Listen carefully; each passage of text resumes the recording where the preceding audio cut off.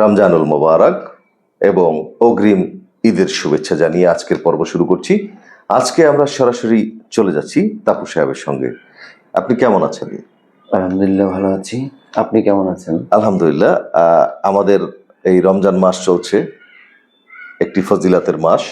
কিছুদিন পরেই ঈদের আগমন, তাই আপনাকে আমাদের গগনের আলো পরিবারের পক্ষ থেকে ঈদের শুভেচ্ছা।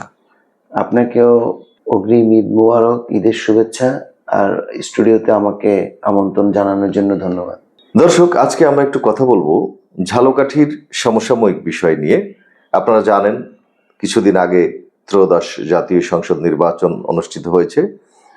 আমরা ঝালকাঠির পরিস্থিতি সম্পর্কে, অর্থাৎ তিনি পৌর বিএনপির সাধারণ সম্পাদক হিসেবে আমরা একটু তার কাছে জানতে চাইব যে এই যে ত্রয়োদশ জাতীয় সংসদ নির্বাচনটি হয়েছে সেটি তার কাছে কেমন লেগেছে। আসলে এবারের নির্বাচনটা ছিল একটু ভিন্নধর্মী। কারণটা হচ্ছে 17 বছর মানুষ ভোট দিতে পারে নাই, সেটার প্রতিফলন এবার দেখা গেছে। মানে ভোটের ময়দানে স্বতঃস্ফূর্তভাবে মানুষ ভোট দিতে আসছে। সেই ভোর সকাল 8টা থেকে ভোট শুরু হয়েছে, সেই থেকে ভোটের লাইন ছিল। মানে এটা একটা আনন্দমুখর পরিবেশে এবার ভোট হয়েছে ঝালকাঠি। এবং বাংলাদেশের ইতিহাসে আমি বলতে পারবো যে এইবারের নির্বাচনটা হচ্ছে অত্যন্ত নিরপেক্ষ এবং সুন্দর পরিবেশে। মানে কোথাও কোনো অপ্রীতিকর ঘটনা আপনার চোখে পড়েছে কিনা ঝালকাঠিতে? আমার চোখে অপ্রীতিকর ঘটনা কোথাও ঘটেনি ঝালকাঠি আসনে। একদম শান্তি শৃঙ্খল ভাবেই ভোট হয়েছে। কারণ আমরা দেখেছি আপনি প্রত্যেকটা ভোট কেন্দ্রে গিয়েছেন। প্রত্যেকটা ভোট কেন্দ্রে গিয়েছি, প্রত্যেকটা ভোট কেন্দ্রে শান্তিপূর্ণভাবে নির্বাচন হয়েছে। সেক্ষেত্রে আপনাদের আসলে এই যে সামনে আরেকটি নির্বাচন অপেক্ষা করছে, একটা হলো যে পৌর নির্বাচন, যেটা মেয়র নির্বাচন, উপজেলা নির্বাচন, ইউপি নির্বাচন। সেখানে কিন্তু আনন্দমুখর একটা পরিবেশ অপেক্ষা করছে সবার জন্য। কারণ ওই যে আপনি একটা কথা বললেন যে দীর্ঘ 17 বছর মানুষ ভোট দিতে পারেনি। তো সেইটা নিয়ে আপনার আসলে কেমন কি চিন্তা ভাবনা, বা আপনি কি ভাবছেন সেই নির্বাচনকে নিয়ে? এটা হচ্ছে আমাদের বর্তমান যে চেয়ারম্যান জনাব তারেক রহমান, বর্তমান প্রধানমন্ত্রী, তার ইতিমধ্যেই আপনারা দেখেছেন তার চালচলন, কথাবার্তা আপনারা বুঝতে পেরেছেন যে আগামী ভবিষ্যতের বাংলাদেশ কিভাবে হবে বা কেমন হবে। তো আমরা আমাদের নির্দেশনা অনুযায়ী আমরা বুঝতে পারি যে আগামী এই বর্তমান সংসদ নির্বাচনটা যেভাবে হয়েছে এর চেয়েও আরো সুন্দরভাবে, আরো সুন্দর পরিবেশে সামনের পৌর নির্বাচন হবে, উপজেলা নির্বাচন হবে, এটা সম্পূর্ণ নিরপেক্ষ নির্বাচন হবে। এই দেশে আমার মনে হয় না যে আর কখনো ভোটের কারচুপি বাংলাদেশের জনগণ দেখবে। আমরাও আশা করব যে আসলে সে ধরনের ভোটের কারচুপি যাতে না হয়, সুষ্ঠু একটি নির্বাচন যাতে আসলে সুষ্ঠু নির্বাচনই মানুষ আশা করে। তো সেই সুবাদে আমরা এই যে পৌর নির্বাচন বলেন এবং উপজেলা নির্বাচন বলেন, ইউপি নির্বাচন বলেন, অর্থাৎ ইউনিয়ন পরিষদ নির্বাচন, সবগুলোই আমরা আশা করব সুষ্ঠু নির্বাচন। আর একটা বিষয় আমরা একটু আলোচনা করব। আমরা এই প্রধানমন্ত্রী তারেক রহমান তিনি সিলেক্ট হওয়ার পর থেকে, তিনি অফিস যেদিনকে করা শুরু করেছেন তারপর থেকে অদ্যাবধি, অর্থাৎ আজকে পর্যন্ত আমরা দেখেছি যে তিনি একেবারে ঠিক সময় মতো 9টা সাড়ে 9টার মধ্যে তিনি অফিসে ঢোকেন। আসলে এই বিষয়টা আপনার কেমন লাগছে, বা এই বিষয়টা নিয়ে সারা দেশে নেটিজেনদের মধ্যেও কিন্তু একটি আনন্দমুখর পরিবেশ তৈরি হয়েছে যে বড় বড় কর্তা, অর্থাৎ বড় বাবু যারা রয়েছেন তারা অফিসে যাতে লেট করে না আসেন, তারই একটা শিক্ষা তারেক রহমান রাখছেন বলে আমরা মনে করছি। আপনি কি মনে করছেন? আসলেই এটা দৃশ্যমান যে বাংলাদেশের প্রধানমন্ত্রী টাইম মতো অফিসে যাচ্ছেন, যেটা বাংলাদেশে টাইম মতো না, সে টাইমের আগেই যাচ্ছে। মানে বাংলাদেশের ইতিহাসে এরকম নজিরবিহীন। এবং তার বাবা রাষ্ট্রপতি জিয়াউর রহমান, সেও এরকমই ছিলেন, তার আদর্শই সে অনুসরণ করতেছেন। তাকে দেখেছি সাধারণ মানুষের সাথে মিশে কাজ করতো। তারেক রহমান কিন্তু ঠিক জাস্ট আমাদের এখন বর্তমান প্রধানমন্ত্রী চেয়ারম্যান, সে ঠিক তার বাবাকেই অনুসরণ করতেছে আমার মনে হচ্ছে। এবং আপনি দেখেছেন কিনা যে সে যখন রাস্তায় চলাচল করছে তার কোনো প্রোটোকল নাই, প্রোটোকল নাই, সে সাধারণ মানুষের মধ্যে, সাধারণ মানুষের সাথে সে চলতে চাচ্ছে। আসলে এর চেয়ে আরো বেশি সাধারণ মানুষের সাথে মিশতে যাচ্ছে, বাট একটা প্রধানমন্ত্রী বলে তো একটা কথা আছে, সিকিউরিটির ব্যাপার তো কিছুটা আছে, আর বাংলাদেশের ব্যাপার তো, বাংলাদেশে যেহেতু এটা প্রতিহিংসা রাজনীতি চলে, এই জন্য যেটুকু করা দরকার ওইটুকু সে রাখছে, বাট আলাদা সে সিকিউরিটি কিন্তু বাদ দিয়ে দিয়েছেন, আমরা যেটা শুনতে পেরেছি। দর্শক, আমরাও চাই তারেক রহমান যেভাবে এই দেশটাকে বিনির্মাণ করতে চাচ্ছে, সেই বিনির্মাণে যেন কেউ বাধা হয়ে না দাঁড়ায়। সাধারণ জনগণ আমরা যারা রয়েছি তারা যেন তাকে সহযোগিতা করি। অর্থাৎ একজন তারেক রহমান সে কখনোই আমাদের এই বাংলাদেশটাকে ঠিক করতে পারবে না যতক্ষণ পর্যন্ত না আমরা বাঙালি যারা রয়েছি, সাধারণ জনগণ যারা রয়েছি, নেতাকর্মী যারা রয়েছে, তারা যদি সহযোগিতা না করেন। আবারও আমরা ফিরে যাব তাপু সাহেবের কাছে। আমরা একটু জানতে চাইবো যে ঝালকাঠির আপামর জনসাধারণ যারা রয়েছে তারা সোশ্যাল মিডিয়ায় এবং পত্রপত্রিকায় আমরা দেখতে পাচ্ছি যে আনিসুর রহমান তাপু সাহেবকে তারা মেয়র হিসেবে দেখতে চায়। তো সেই হিসেবে আসলে আপনার মতামতটা একটু আমরা জানতে চাই। আসলে সোশ্যাল মিডিয়ায়, হ্যাঁ, সবারই তো কম বেশি ভক্ত থাকে, তারা হয়তো চাচ্ছে, কিন্তু আমি বলবো ঝালকাঠির জনগণ চাচ্ছে একজন ভালো মেয়র, যাকে তারা কাছে পাবে সব সময়, যার সাথে তারা কথা বলতে পারবে, যার দরজা সব সময় খোলা থাকবে, যাকে দিয়ে উন্নয়নমূলক কাজ হবে, যার কোনো আত্মীয় স্বজন বা তার মধ্যে তার কর্মী দিয়ে নির্যাতিত না হবে।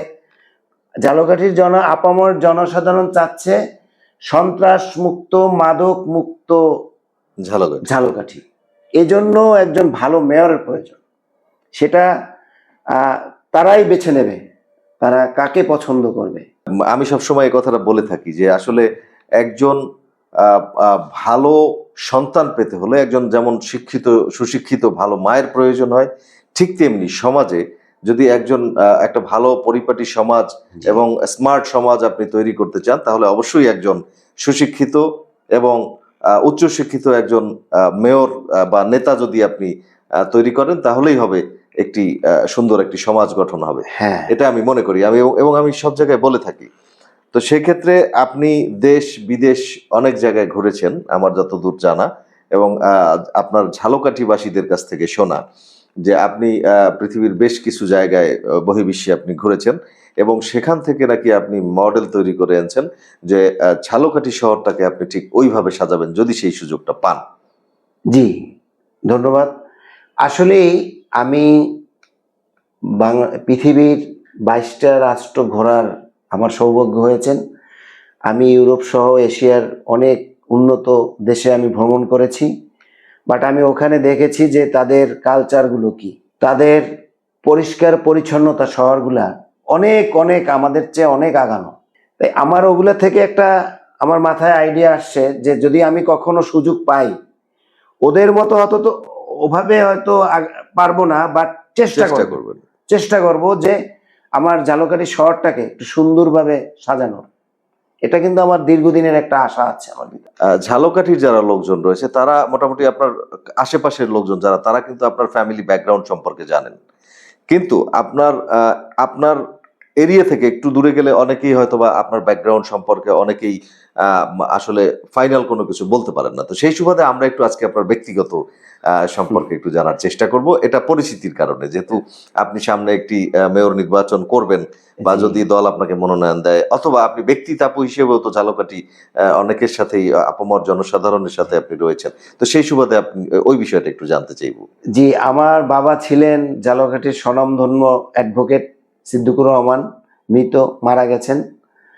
উনি ঝালকাঠি বারের প্রতিষ্ঠাকালীন সদস্য, ঝালকাঠি বারের সভাপতি ছিলেন, পিপি ছিলেন 10 বছর। আমরা 2 ভাই 5 বোন। আমার ছোট ভাই বিসিআইসিআর এর পরিচালক বর্তমানে ডক্টর আমিনুর রহমান। আর আমার 5 বোনের বড় বোনের হাজবেন্ড হচ্ছে তিতাস গ্যাসের ম্যানেজার ছিলেন। তারপর মেজ বোনের হাজবেন্ড কর্নেল ছিলেন।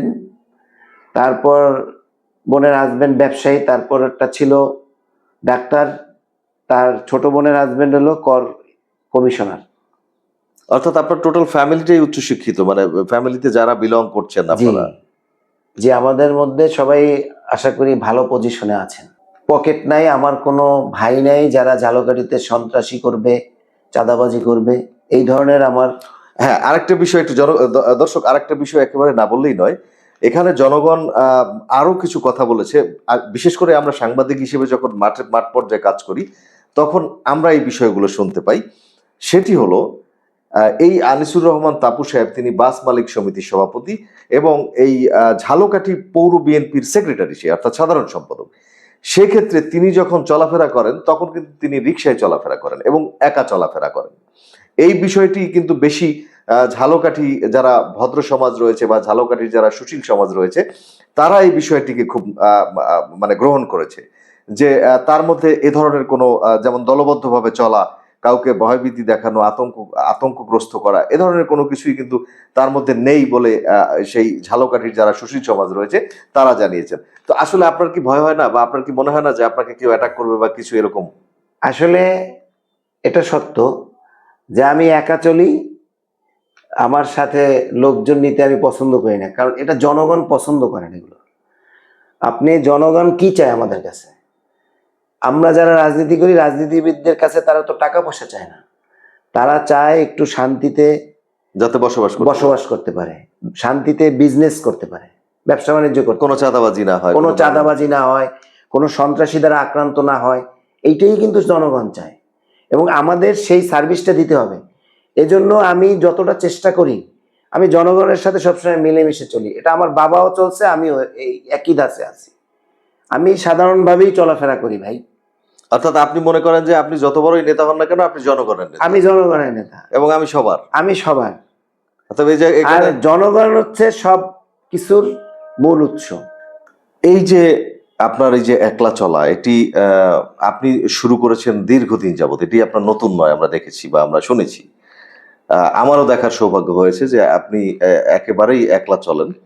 তো এটি আসলেই ঝালকাঠির যে সুশীল সমাজ যারা রয়েছে তারা কিন্তু একেবারে সাদরে গ্রহণ করেছে।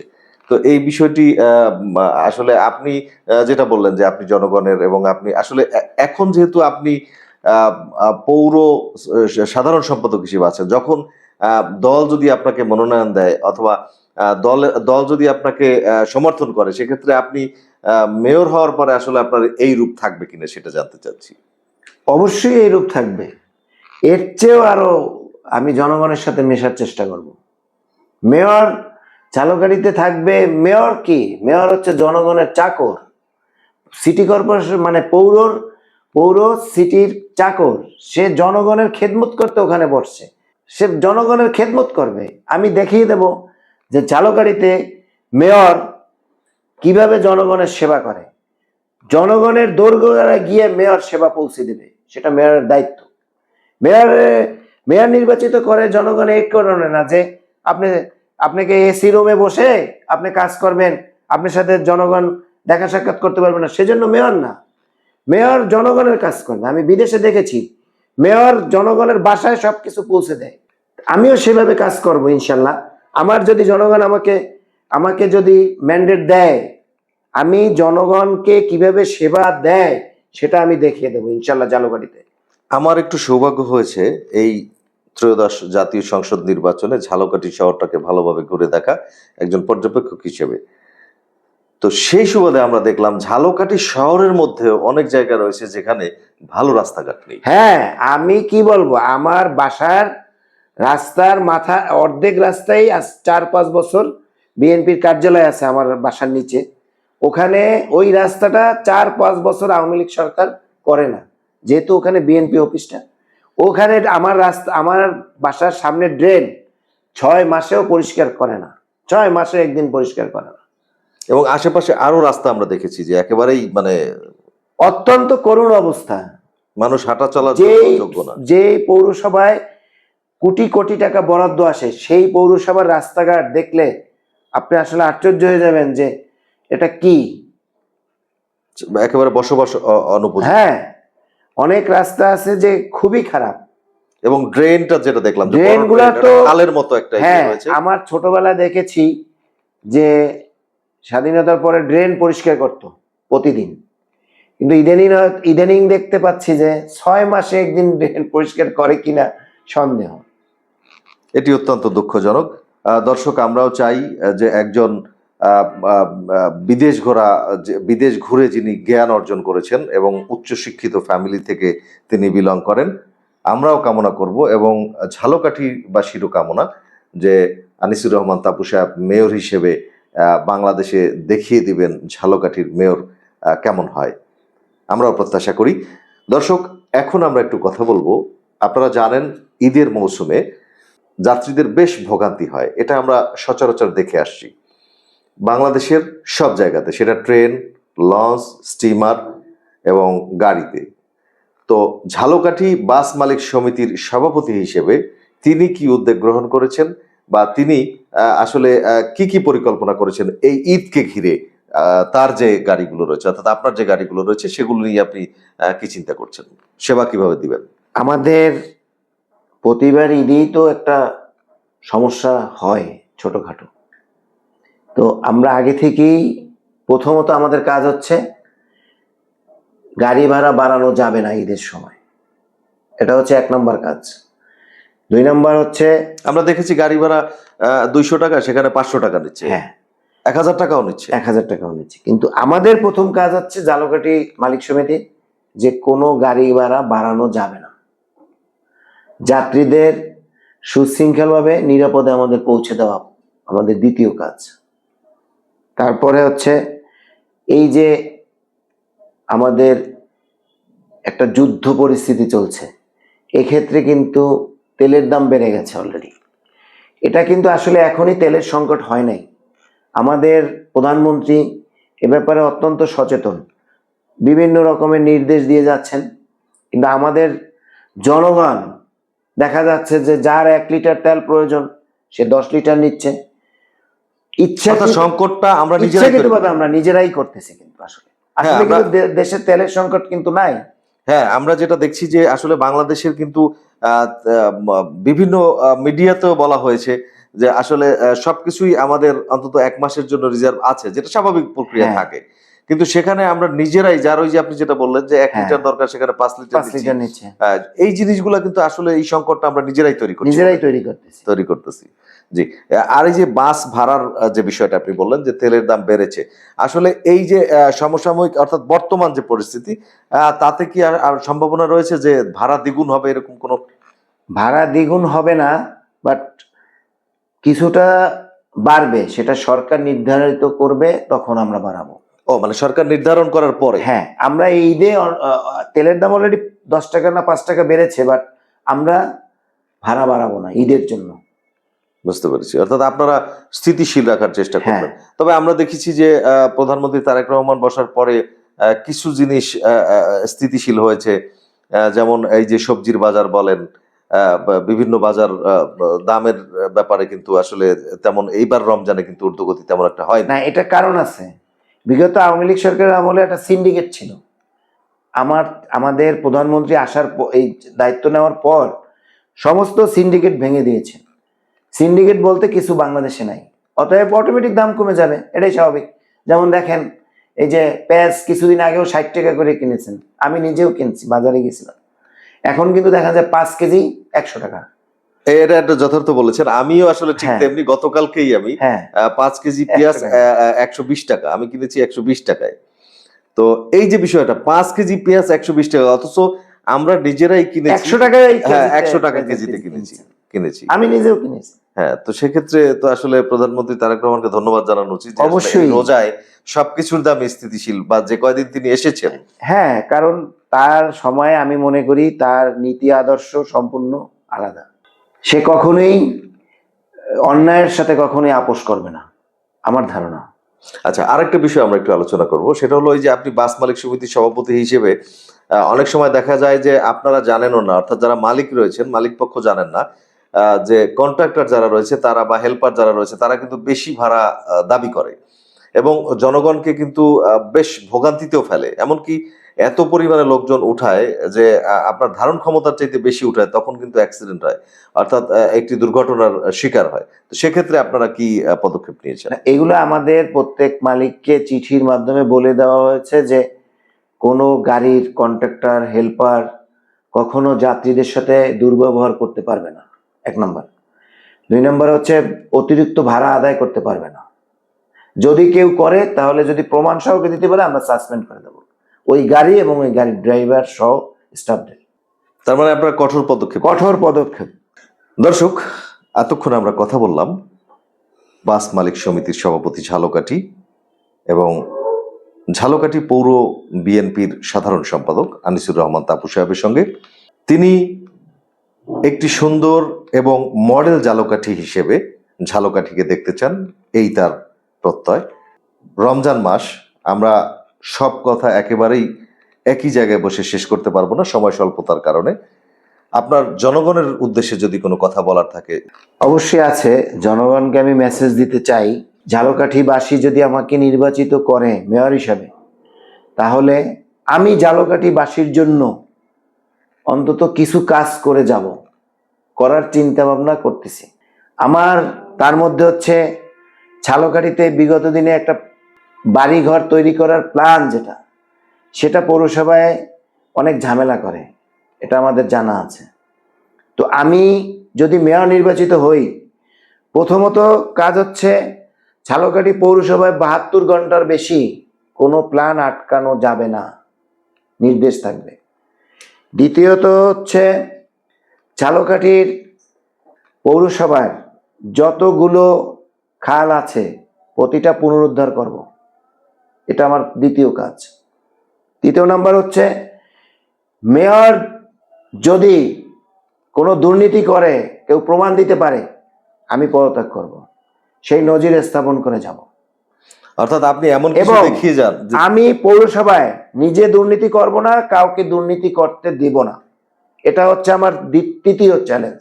এবং ঝালকাঠিতে ব্যবসায়ীরা নির্বিঘ্নে সুন্দরভাবে ব্যবসা বাণিজ্য পরিচালনা করবে, সেখানে কোনো হাট বাজারে ফ্রি করে দেব।